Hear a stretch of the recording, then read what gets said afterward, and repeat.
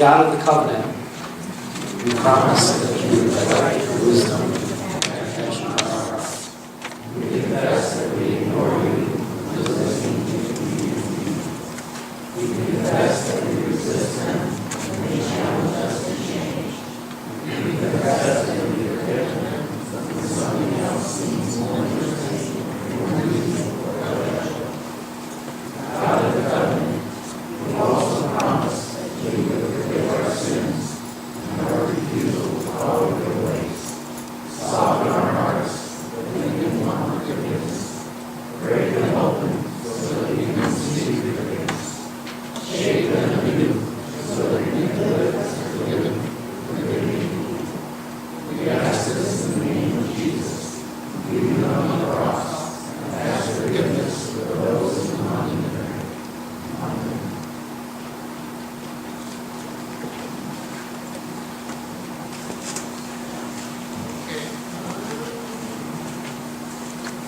Okay, Bonnie is ill tonight, so I will be playing the clavinova as well. So, we have music on the screen, Pastor? We will? Okay, so open your hearts. Let's praise God with song.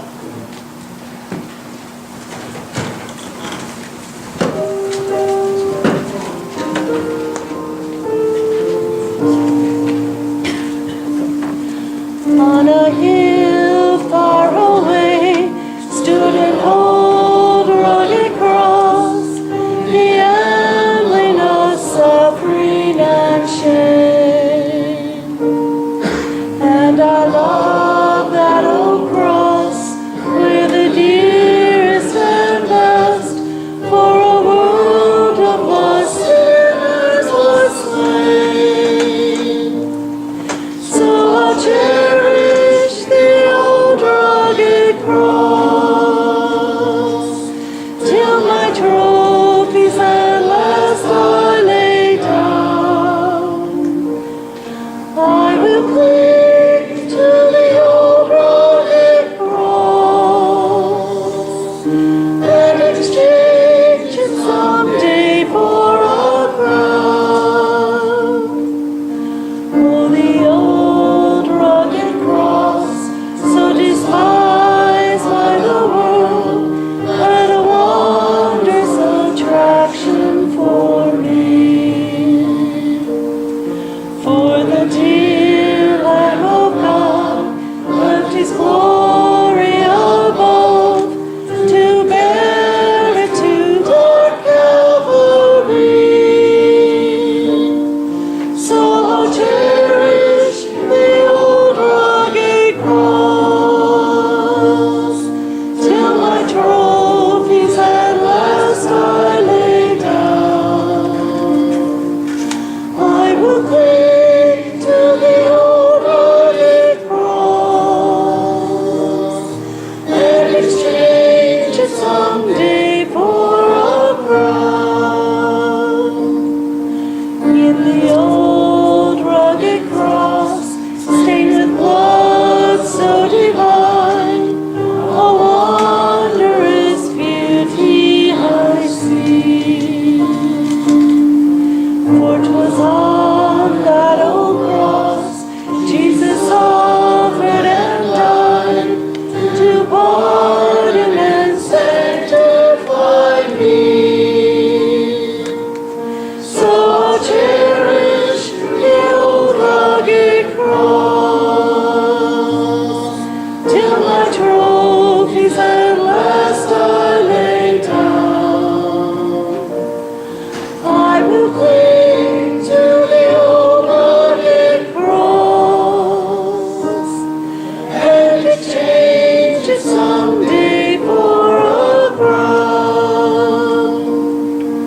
To the old rugged cross I will ever be true, if shame and reproach gladly bear. Then he'll call me someday to my home far away, where his glory forever I'll share. So I'll cherish the old rugged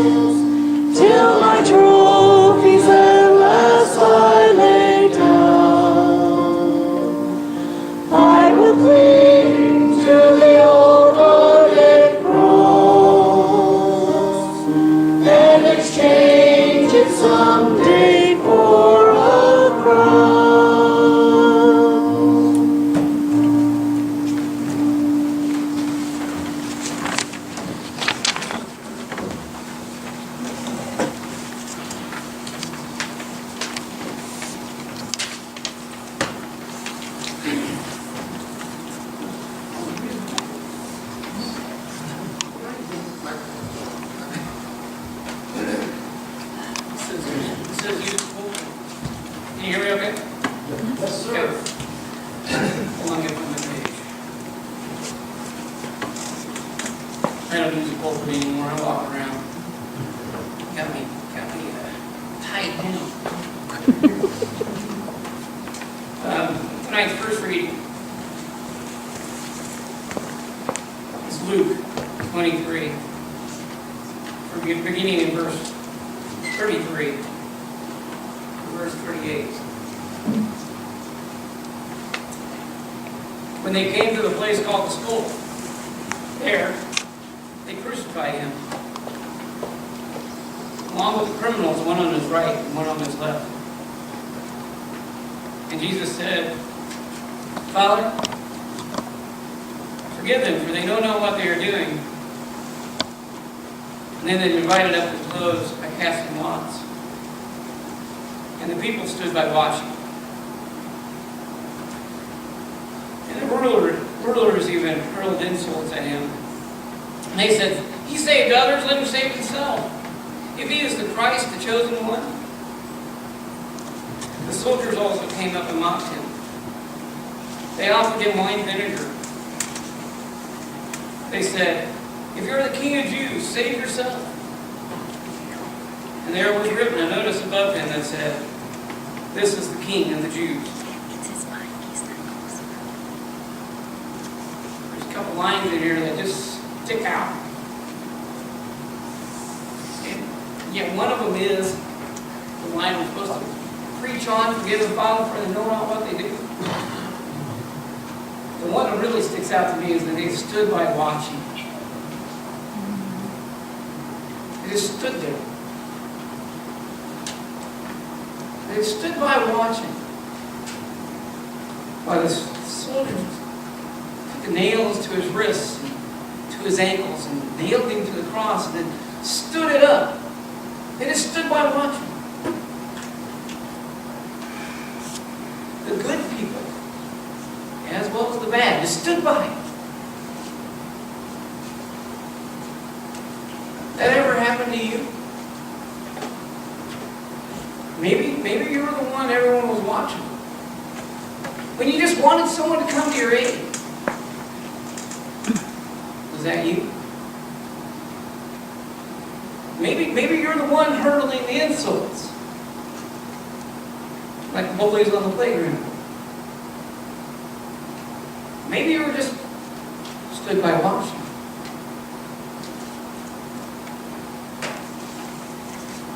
The thing that's so powerful about Jesus, he could have done that just for one person. If only one person in the entire world, in the entire time, and from now until infinity, he would have come to the world to do that just for one person, to be accepted into the kingdom, just one. Can you imagine? Thank God he didn't come for just one. Thank God he came for me. I think if you look back at our lives, we can find times where we were the one that stood by watching, hurling the insults. Maybe even someone we loved. Or maybe we were the one being the insults being hurled at. See, they really did not know what they were doing. They had no idea. They had no idea that putting that man they thought was going to elicit a riot. They didn't know by putting him to death was actually going to be the greatest thing in the world to ever know. See, after he dies, it pays off my sins. And yours too. He spends 3 days paying off my debt. Where I should be, because my sins put him there. And I think we come to this time of year, we just stand by and watch. We don't think about how much it cost Jesus. We don't think about how much it cost God. We know in our heart of hearts, in our mind of minds, we know how much we think we know how much it will mean to us when one day we stand in Jesus' presence and we're in heaven. We think we know what that will be like. But I don't think we will ever truly know until we stand there. How much of thanks be owed Jesus? I don't know about you, but I could spend one moment in hell where Jesus spent to pay off my sins, because if I die, the scripture says, for the wages of sin is death. But God came to save us all. And they just stood by watching. Sometimes we don't know what our words will do to somebody, what our actions do to somebody. The bullies on the playground that picked on me didn't know how hurtful they were to me all those years ago. And I didn't forgive them until I was I don't know, 30. They didn't know how much they were hurting me. But it hurt bad, didn't it? So the best thing in the world, we read it, we just read it in our prayer, but the best thing in the world, next to knowing Jesus as Savior and Lord, the best thing in the world is forgiveness. And maybe the someone you need to forgive is yourself. Maybe you do need to forgive someone in your family or your friends or those boys that picked on you in school. You don't have to face them face to face. But if you forgive them in your heart, trust me, it's the best feeling in the world for yourself. The world just stood by watching. How much do we just stand by watching? And never do. How many times have you passed by someone who was hurting and just maybe said, I'll pray for you, and then you immediately forgot to do that? Don't stand by watching anymore. Don't stand by watching anymore. Jesus gave it all to you and me so that we would not stand by watching. Jesus gave his all to save me so I wouldn't have to face the fires of hell. He saved me and you too, by the way, so we wouldn't have to stand by watching. Don't stand by watching. Don't stand by watching. Let's all pray together. God of grace, we thank you for Jesus Christ. We confess our own sins, for we have lived too much for ourselves, not for you. We have not followed your Son faithfully. Forgive us, cleanse our hearts, and renew us in our spirits, loyal to your Son, Jesus Christ, our Lord. Amen. We'll stand and sing it all. Please stand and sing. We're going to sing Jesus Keep Me Near to the Cross, number 301, offers.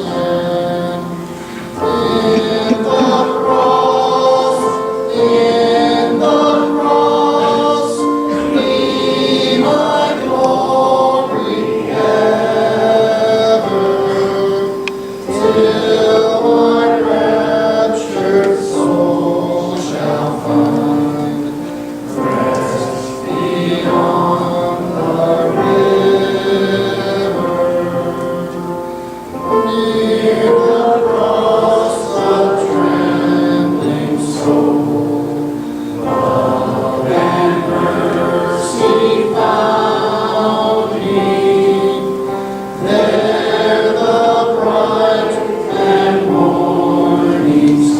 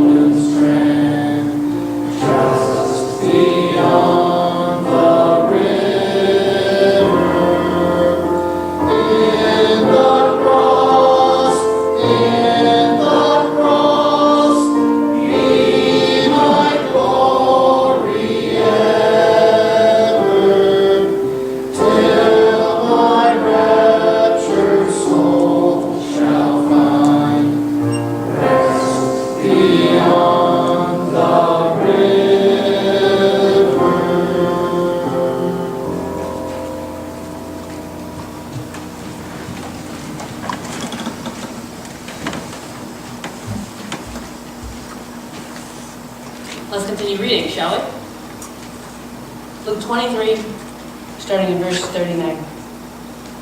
One of the criminals who had been hanged on the cross beside him kept hurling abuse at him, saying, "Are you not the Christ? Save yourself and us from death." But the other one rebuked him, saying, "Do you not even fear God, since you are under the same sentence of condemnation?" Verse 41, "We are suffering justly, because we are getting what we deserve for what we have done. But this man has done nothing wrong." And he was saying, "Jesus, please remember me when you come into your kingdom." And Jesus said to him, "I assure you and most solemnly say to you today, you will be with me in paradise." So I find several things interesting about this passage. Okay, we've got three main characters. All right, we've got Jesus, and then we have the two criminals. And just to give you guys a quick background, it's very significant the fact that Jesus was crucified between the two men, and that was an attempt to identify Jesus with the criminals, to say, hey, he has done exactly what they've done, and this is who he is, and he's not who he says he is.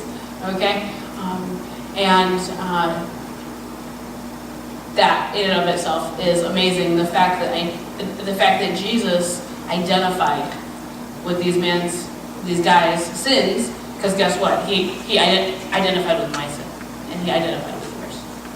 So I find that just absolutely fascinating right off the bat. But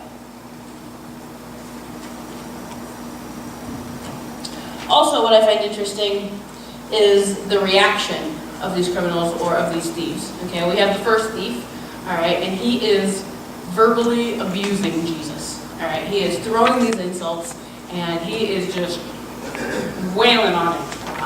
I can't even imagine. Okay, we see this first thief or this first criminal.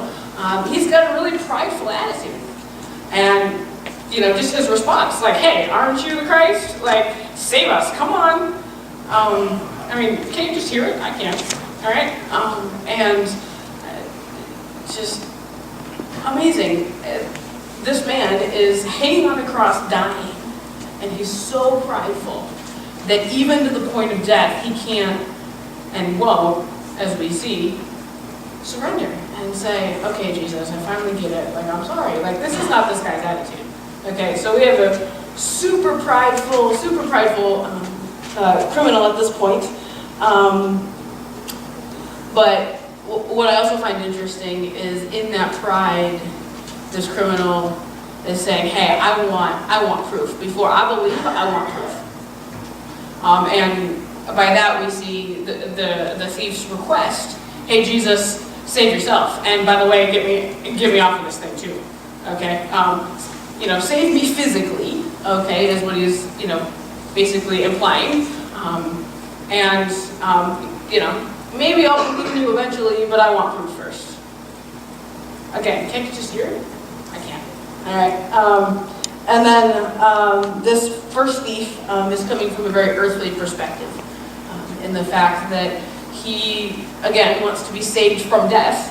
Like, forget this whole eternal life thing that Jesus was talking about, right? Like, forget that. Like, he's like, "No, just get me off this cross. I don't want to die." Very interesting. Very, very interesting attitude and words from this first thief. But, good news, okay, is we have the second thief who jumps right in there at Jesus' defense. I mean, we just read it. He jumps in there. Like, we're not told that there's time passing. We're not told that, he hesitates. Like, the other thief, boom. Yeah, but, all right. Yeah, but Jesus, all right. And so he jumps in there, the second thief, and shows great humility, okay, as, we're seeing this conversation on the cross, all right, and he's like, "Yeah, but this man, we're being crucified for legitimate things we've done wrong, but this man, he's innocent." he doesn't deserve any of this. He doesn't deserve any of it, all right? So I find that to be very interesting. That the second thief has great faith, okay, to say, yeah, yes, I surrender, I did stuff wrong, you know, I'm dying for the penalty that I deserve. But Jesus, you know, essentially, you can save me. You can save me.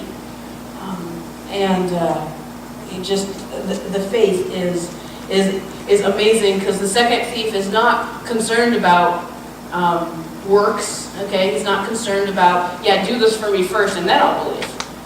The second thief we see says, I'll believe, and then, hey, if I can come into your kingdom, so be it. So be it. But we see a sharp contrast, okay, between the two. I love how this second thief shows the respect and the fear of God. Because he says it right in there.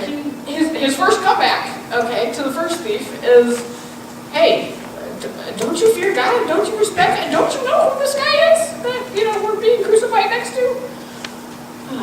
Man, I love it. Good stuff. And the second thief sees truth. Because again, he admits, hey, Jesus, he's done nothing wrong. You know, because again, you know, those that